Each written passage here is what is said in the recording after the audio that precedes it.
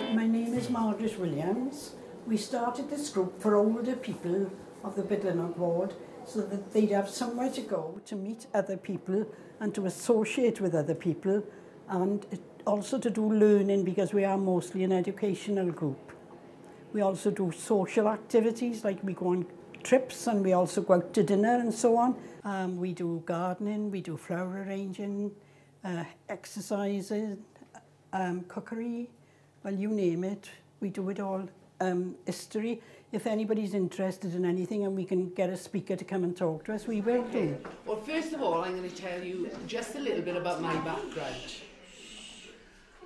I am a nurse by profession. I'm a total adventuress by nature. I worked in Prince Charles, in casualty in Prince Charles, for about 12 years. Most demanding.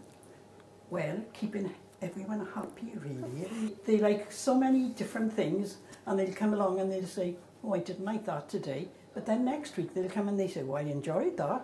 So, you know, it's trying to cater for everyone's needs. Well, the most rewarding is knowing that you are doing something for the community, because in Trelwys and Bydlennog, we've got very little going on for the older people of the borough.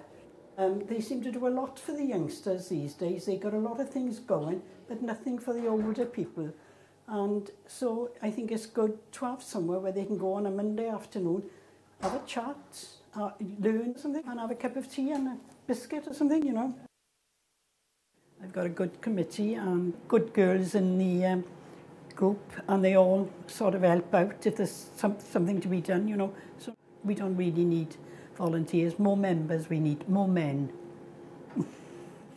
I think as the years progress, the work gets easier, because I know lots of people, and you get to know so many people. Isn't how many friendships have been formed, and lasting friendships, through coming to a group like this, you know.